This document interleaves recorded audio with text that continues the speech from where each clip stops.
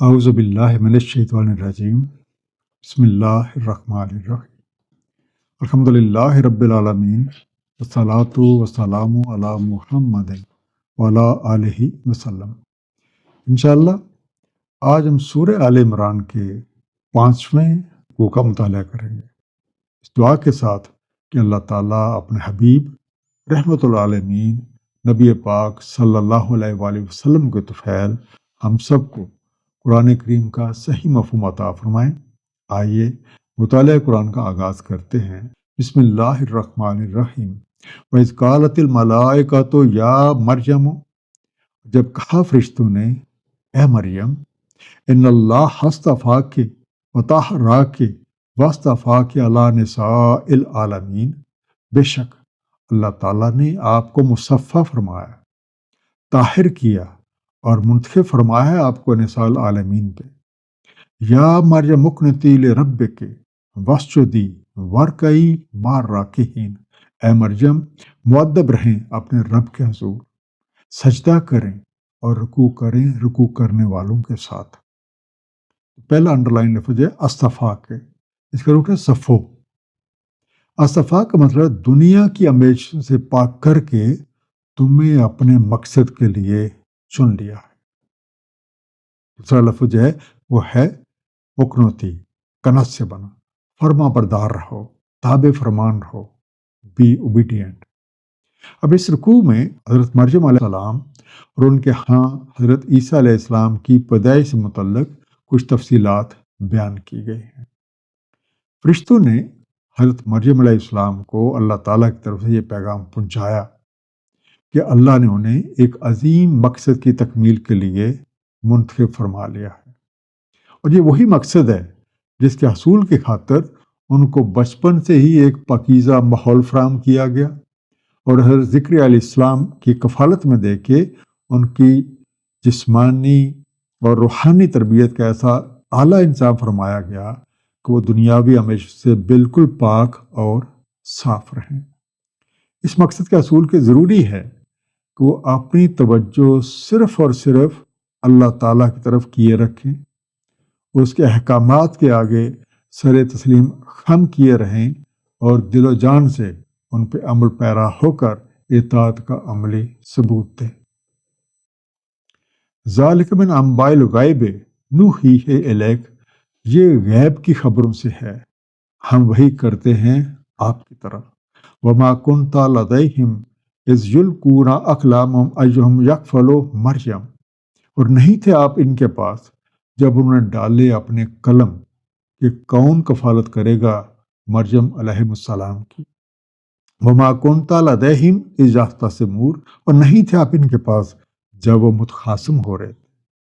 انبائے ایک نئی بات، اور انگلش میں آپ کہتے ہیں نیوز، نوحیہ ہم وہی کر رہے ہیں، ہم پردے سے باہر لا رہے ہیں، وی انسپائر، وی ریویل اٹ، لدیہم ان کے پاس یا ان کے نزدیک، یلقونا انہوں نے ڈالے، they cast it، اقلامہم اپنے قلم، ایہم ان میں سے کون، یختصمون وہ جھگڑ رہے تھے، they were disputing۔ حضرت زکریا علیہ السلام اور حضرت مریم علیہ السلام کے بارے میں ان تمام حقائق کا تعلق غیب سے ہے، اور یہ پہلے رونما ہو چکے ہیں۔ اس آیت میں نوحیہ الیک کی اصطلاح استعمال کر کے دراصل ہمیں وحی اور غیب کا جو باہمی ایک تعلق ہے وہ واضح کیا جا رہا ہے۔ وحی سے مراد یہ ہے کہ جو منظر سامنے ہو وہ پس پردہ چلا جائے، اور جو پردے کے پیچھے ہے وہ سامنے آ جائے۔ وحی کا لفظی مفہوم اشارہ کرنا، پیغام بھیجنا، الہام یعنی دل میں بات ڈالنا، مخفی کلام یا کوئی غیبی آواز اور یا مخفی طریقے سے کوئی بات سمجھانا ہے۔ ہم یہ کہہ سکتے ہیں کہ وحی غیب سے متعارف کرنے کا طریقہ کار ہے۔ قرآن کریم میں سورہ شورا کی آیت نمبر 51 کے مطابق اللہ تعالیٰ اور بندے کے درمیان گفتگو کے 3 طریقے بیان ہوئے ہیں۔ شاید کا مفہوم ہے نہیں ہے کسی بشر کے لیے کہ کلام کرے اس سے اللہ تعالی مگر وحی سے، حجاب کے پیچھے سے، یا وہ بھیج دے اپنا کوئی پیغامبر جو اس کے اذن سے وحی کرے جو کچھ وہ چاہتا ہے۔ بے شک وہ اعلیٰ ہے، با حکمت ہے۔ وحی کے بارے میں یہ نہیں سمجھنا چاہیے کہ یہ صرف انبیاء کرام پہ آتی ہے۔ اللہ تعالیٰ نے قرآن کریم میں شہد کی مکھی پر وحی کا ذکر فرمایا ہے، حضرت مریم علیہ السلام اور حضرت موسیٰ علیہ السلام کی والدہ پر وحی کا بھی ذکر فرمایا ہے، اور ظاہر ہے کہ یہ نبی نہیں تھیں، جس سے یہ معلوم ہوتا ہے کہ انبیاء کرام کے ساتھ مخصوص طریقے کے علاوہ بھی وحی کی کچھ ذیلی طرزیں موجود ہیں۔ وحی من جانب اللہ ہوتی ہے، اور یہ وہ نور ہے جس نور کے اندر غیب کی خبریں ہوتی ہیں۔ یہ خبریں گزشتہ واقعات کی بھی ہو سکتی ہیں اور مستقبل میں رونما ہونے والے واقعات کے متعلق بھی۔ چنانچہ اللہ تعالیٰ اپنے پیغمبروں کو اس طریقہ کار کے ذریعے دونوں طرح کے واقعات سے باخبر رکھتے تھے جتنا وہ چاہتے تھے۔ نزول وحی کا وہ مخصوص طریقہ جس سے انبیاء کرام کو وحی کی جاتی تھی وہ منقطع ہو چکا ہے، لیکن وحی کی ذیلی طرزیں اب بھی موجود ہیں، اور جس طریقے سے اور جب بھی اللہ تعالیٰ چاہیں اس کے ذریعے سے اپنی مخلوق میں نازل کرتے رہتے ہیں۔ اس قالت الملائکہ تو یا مریم، جب کہا ملائکہ نے اے مریم، ان اللہ یبشرک بکلمات من اسمہ المسیح عیسی ابن مریم، بے شک اللہ تعالیٰ آپ کو بشارت دیتے ہیں اپنے کلمہ کی، اس کا اسم مسیح عیسیٰ ابن مریم ہے، وجیہا فی الدنیا والآخرت ومن المقربین، ذی وجاہت ہے دنیا اور آخرت میں اور مقربین میں سے، ویکلم الناس فی المہد وکہلا ومن الصالحین، اور کلام فرمائیں گے لوگوں سے گہوارے میں اور پختہ عمری میں اور صالحین میں سے ہیں۔ وجیہاً صاحب ذی وجاہت، آنرڈ، مقربین جنہیں قربت دی گئی ہے، المہد بچپنا، جھولے کو بھی آپ کہہ سکتے ہیں، گہوارے کو بھی کہہ سکتے ہیں، کہلان کہولت، پختہ عمری میچیورٹی۔ فرشتوں نے حضرت مریم علیہ السلام کو بیٹے کی بشارت دی جس کا نام عیسیٰ ابن مریم ہوگا۔ وہ اس دنیا اور آخرت میں صاحب ذی وقار اور اللہ تعالیٰ کے مقرب بندے ہوں گے، اور ان کا ایک معجزہ یہ ہوگا کہ وہ چھوٹی عمر کے باوجود لوگوں سے کلام فرمائیں گے اور ان کا شمار صالحین میں سے ہوگا۔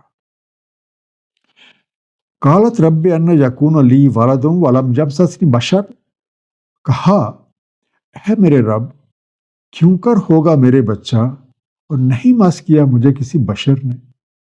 قال کذالک اللہ یخلق ما یشاء، کہا اسی طرح اللہ تعالیٰ خلق فرماتا ہے جو چاہتا ہے۔ اذا قضا امرا فانما یقول له کن فیکون، جب طے فرما دیتا کوئی امر تو بس فرما دیتا ہے اس کو ہو جا، سو وہ ہو جاتا ہے۔ وَيُعَلِّمُهُ الْكِتَابَ وَالْحِكْمَةَ وَالتَّوْرَاةَ وَالْإِنْجِيلَ، اور تعلیم فرمائے گا اسے کتاب و حکمت اور توریت اور انجیل۔ بشر انسانی شکل و صورت، یا آپ کہتے ہیں انسانی وضع قطع، قضا فیصلہ کر لیتا ہے، چکا لیتا ہے، ڈکریز۔ فرشتوں کی اس بات پہ حضرت مریم علیہ السلام نے حیرت کا اظہار کیا کہ وہ تو کماری ہیں اور بغیر ظاہری اسباب پورے کیے ان کے کو بچہ کیسے ہو سکتا ہے۔ اس پر ان کی توجہ اللہ تعالیٰ کی قدرت کاملہ اور تخلیق کے طریقے کی طرف دلائی گئی کہ جب وہ کسی شے کا ارادہ کر لیتا ہے تو اس کا امر کن اس چیز کو عدم سے وجود میں لانے کا سبب بن جاتا ہے۔ اس واقعہ کی تفصیلات سورہ مریم کی آیات 16 سے 34 میں موجود ہیں، جن کا مطالعہ آپ اپنی سہولت کے مطابق کر سکتے ہیں، جن کے مطابق اللہ تعالیٰ نے ان کی کوکھ میں پیدا ہونے والے بچے کو ایک نشانی اور رحمت بنانے کا فیصلہ فرمایا۔ حضرت مریم علیہ السلام کو یہ بھی بتایا گیا کہ اللہ تعالیٰ اس بچے کو کتاب و حکمت، توریت اور انجیل کی تعلیم دے گا اور انہیں بنی اسرائیل کی طرف بطور رسول مبعوث فرمائے گا۔ ورسول اللہ بنی اسرائیل، اور ایک رسول بنی اسرائیل کی طرف، انی کا جیتکم بآیۃ من ربکم، میں آیا ہوں تمہارے پاس ایک نشانی کے ساتھ تمہارے رب کی طرف سے، انی اخلق لکم من الطین کہیئۃ الطیر، میں خلق کرتا ہوں تمہیں مٹی سے ایک ہیئت پرند کی مورت، فانفخ فیہ فیکون طیرا باذن اللہ، سو نفخہ کرتا ہوں اس میں تو ہو جاتا ہے وہ ایک پرندہ اللہ تعالیٰ کے اذن سے، وابر الاکمہ والابرص واحشی الموتى باذن اللہ، اور اچھا کر دیتا ہوں پیدائشی اندھے کو، برس زدہ کو، اور زندہ کر دیتا ہوں مردے کو اللہ تعالیٰ کے اذن سے، اخلق کو میں بناتا ہوں، آئی ڈیزائن، آئی پروڈیوس، الطین مٹی، کہیا کسی مورت، لائک دی فارم، فانفخو سو پھونک مارتا ہوں یا پھونک دیتا ہوں، ابریو میں بری کر دیتا ہوں، چھڑا دیتا ہوں، آئی سیٹ فری۔ اللہ تعالیٰ نے اپنے علوم پیغمبروں کو منتقل کیے تاکہ ان کی وساطت سے یہ بنی نو آدم اور اس کی نسل ہے ان تک پہنچیں اور وہ ان سے فیض یاب ہو سکیں۔ حضرت عیسیٰ علیہ السلام کو اللہ تعالیٰ نے روح پھونکنے کا علم اور عمل یہ عطا فرمایا، اور آپ اس علم اور روح پھونکنے کے فارمولے سے مردوں کو زندہ کر دیتے تھے۔ اس آیت میں حضرت عیسیٰ علیہ السلام کے معجزے کا بیان ہوا ہے، اور اس معجزے کے دو حصے ہیں۔ پہلا حصہ مٹی سے یا طین سے پرندے کسی ایک شکل بنانا۔ اب چونکہ مٹی کا ہر ذرہ ایک نقطہ ہے اور اس کے اندر حواس موجود نہیں ہے، مٹی کے بے شمار ذرات مل کر پرندے کا جسم بنا دیتے ہیں، یعنی بہت سے نقطوں کو ایک جگہ جمع کرنے سے پرندے کی مادی شکل بن جاتی ہے۔ دوسرا حصہ مٹی کے پتلے میں پھونک مار دیتے تو وہ اڑنے لگ جاتا۔ اب پھونک مارنا روح پھونکنے کا عمل ہے۔ اللہ تعالیٰ نے روح پھونکنے کے عمل کو امر ربی کہا ہے اور روح کو امر رب کا ایک حصہ قرار دیا ہے۔ امر رب کی تعریف سورہ یاسین کی آیت نمبر 82 کے مطابق یہ ہے، جب وہ کسی شے کا ارادہ فرماتا ہے تو اسے کہتا ہے ہو جا، سو وہ ہو جاتی ہے۔ حضرت عیسیٰ علیہ السلام جب امر ربی کی حیثیت سے اللہ تعالیٰ کے اذن سے روح پھونکنے کا عمل کرتے تو خود آپ کی روح کی روشنیاں پھونک کے ذریعے سے مٹی کے ذروں میں بھر جاتی، اور جیسے یہ انرجی پرندے کے پتلے میں آ جاتی، پرندہ حرکت میں آ جاتا۔ اس آیت سے ہمیں یہ حقیقت بھی معلوم ہوتی ہے کہ نبیوں اور رسولوں کے معجزات کی اصل اذن ربی ہے۔ وَأُنَبِّئُكُم بِمَا تَأْكُلُونَ وَمَا تَدَّخِرُونَ فِي بُيُوتِكُم، اور بتلا دیتا ہوں تمہیں جو تم کھا کر آتے ہو اور جو سمیٹ کر رکھتے ہو اپنے گھروں میں۔ إِنَّ فِي ذَلِكَ لَآيَةً لَكُمْ إِن كُنتُم مُؤْمِنِينَ، بے شک اس میں ایک نشانی ہے تمہارے لیے اگر تم یقین رکھتے ہو۔ تدّخرون، تم رکھ چھوڑتے ہو یا تم ذخیرہ کرتے ہو۔ حضرت عیسیٰ علیہ السلام نے جب بنی اسرائیل کے سامنے اپنے معجزات پیش فرمائے تو مٹی سے پرندہ بنانا، پیدائشی اندھے کو بینا کر دینا، برس زدہ کو اس کے مرض سے شفا یاب کر دینا، مردہ کو زندہ کر دینے کے علاوہ اس حقیقت سے بھی باخبر کیا کہ وہ انہیں اس بات کی بھی خبر دے دیتے ہیں جو کچھ وہ کھا کر آتے ہیں اور جو کچھ وہ گھروں میں رکھ چھوڑتے ہیں، چونکہ یہ ساری باتیں غیب کی ہیں اور اس کو ہی معلوم ہو سکتی ہیں جس سے اللہ تعالیٰ چاہے۔ یہ معجزات اور دیگر چیزیں دراصل اللہ تعالیٰ کی طرف سے ان کی صداقت اور رسالت کی کھلی نشانیاں ہیں، تاکہ لوگ اس بات کا یقین کر لیں حضرت عیسیٰ علیہ السلام اللہ تعالیٰ کے بھیجے ہوئے رسول ہیں اور انہیں اللہ کے ہی پیغامات پہنچا رہے ہیں۔ وَمُصَدِّقًا لِمَا بَيْنَ يَدَيَّ مِنَ التَّوْرَاةِ، اور مصدق ہوں اس کا جو میرے سامنے موجود ہے توریت سے۔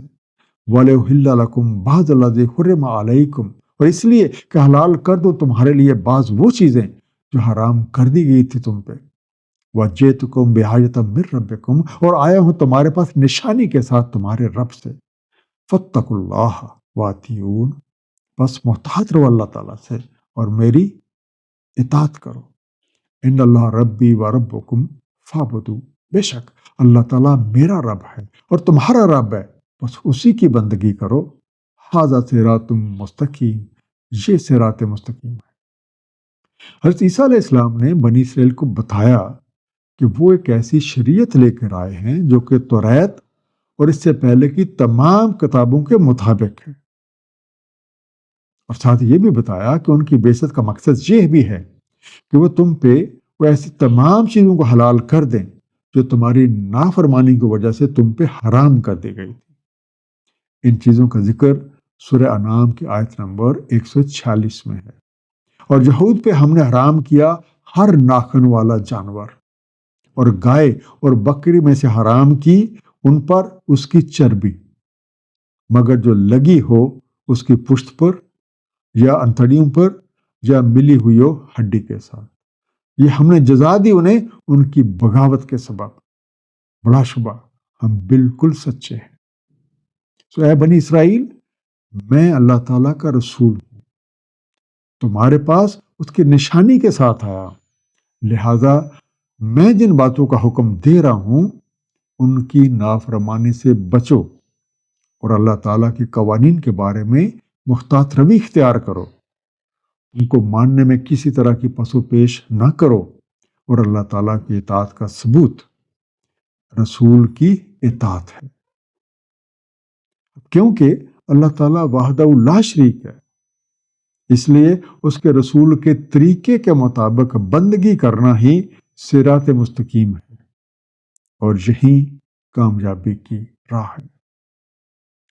فلما احس عیسیٰ منہم الکفر، بس جب محسوس کیا عیسیٰ علیہ السلام نے ان کا کفر، قال من انصاری الی اللہ، فرمایا کون میرے نصارہ ہیں اللہ تعالیٰ کی طرف۔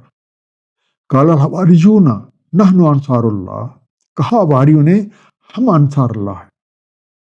آمنا باللہ واشہد بأننا مسلمون، ہم اللہ تعالیٰ پہ اور آپ شاہد رہیں کہ ہم مسلمان ہیں۔ احسا، اندازہ کیا، احساس کیا، محسوس کیا، پرسیوڈ، آپ کہہ سکتے ہیں سینسڈ۔ انصاری، میرے مددگار، مائی ہیلپر۔ الحواریون، ان کے جانسار ساتھی، ڈیوٹیز۔ بنی اسرائیل میں سے بہت کم لوگوں نے پیغام حق کو قبول کیا، اور وہ لوگ جو اللہ تعالیٰ کا نام لے کے لوگوں کو بیوقوف بنا رہے تھے، انہوں نے حق کی اس آواز کو اپنی اجارہ داری کے خلاف ایک خطرہ سمجھا اور آپ کے خلاف طرح طرح کی سازشیں شروع کر دی۔ جب حضرت عیسیٰ علیہ السلام نے ان کی ریشہ دوانیوں کو حد سے بڑھتے دیکھا تو اپنے اہل ایمان ساتھیوں اور فہم میں حواریوں سے پوچھا کہ ان میں سے کون کون اللہ تعالیٰ کے دین کی خاطر ان کا ساتھ دیں گے۔ اس پہ آپ کے جانسار ساتھیوں نے اپنے جذبات کا اظہار ان الفاظ میں کیا کہ ہم اللہ تعالیٰ کے مددگار ہیں، ہم اللہ تعالیٰ پہ مکمل یقین رکھتے ہیں، اور آپ اس بات کے گواہ رہیں کہ ہم نے اللہ تعالیٰ کے حضور سر تسلیم خم کر دیا۔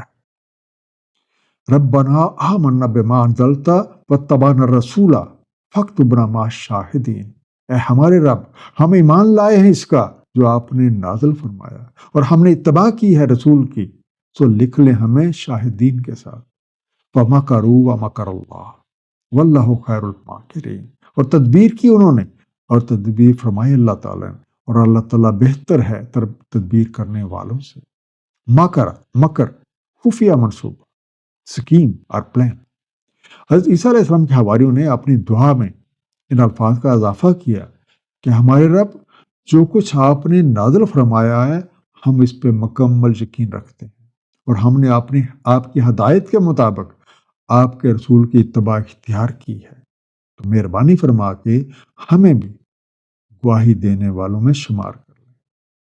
اس آیت سے اس حقیقت پر بھی روشنی پڑتی ہے کہ شاہد کے رتبے پہ فائز ہونے کے لیے ایمان کے ساتھ ساتھ اپنے رسول کی اتباع لازم ہے۔ منافقین حق نے حضرت عیسیٰ علیہ السلام کے خلاف مختلف منصوبے بنائے۔ ان کے خفیہ منصوبے اور تدابیر اللہ تعالیٰ سے پوشیدہ نہ تھیں، اور اللہ تعالیٰ کا ایک اپنا ہی منصوبہ تھا، کیونکہ وہ سب سے بہتر منصوبہ ساز ہے۔ جیسے کہ زیر مطالعہ آیات نمبر 54 اور سورہ آل انفال کی آیت نمبر 8 میں ارشاد ربی ہے، اللہ تعالیٰ سب سے بہتر منصوبہ ساز ہے۔ ایک مسلسل خلاصہ دونوں رکوع کا۔ ملائکہ نے حضرت مریم علیہ السلام کو اللہ تعالیٰ کی طرف سے یہ پیغام پہنچایا کہ انہیں اللہ نے ایک عظیم مقصد کی تکمیل کے لیے منتخب فرما لیا ہے، اور یہ وہی مقصد ہے جس کی خاطر انہیں بچپن سے ہی ایک پاکیزہ ماحول فراہم کیا گیا، اور حضرت زکریا علیہ السلام کی زیر نگرانی تربیت میں انہیں دنیاوی آمیزشوں سے پاک صاف رکھا گیا۔ اس لیے ضروری ہے کہ وہ اپنی تمام توجہ صرف اللہ تعالیٰ کی طرف مرکوز رکھیں اور اس کے احکامات پہ دل و جان سے عمل کرتی رہیں۔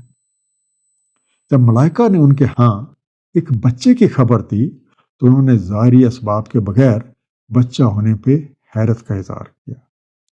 اس پر ان کی توجہ اللہ تعالیٰ کی قدرت کاملہ اور تخلیق کے طریقے کی طرف دلائی گئی۔ حضرت مریم علیہ السلام کو آگاہ کیا گیا کہ وہ بچہ اللہ تعالیٰ کی نشانی اور رحمت کا باعث ہوگا، اور اللہ تعالیٰ اس بچے کو کتاب و حکمت، توریت اور انجیل کی تعلیم دیں گے اور بنی اسرائیل کی طرف بطور رسول مبعوث فرمائیں گے۔ صلی اللہ تعالیٰ علی حبیبہ محمد و آلہ وسلم۔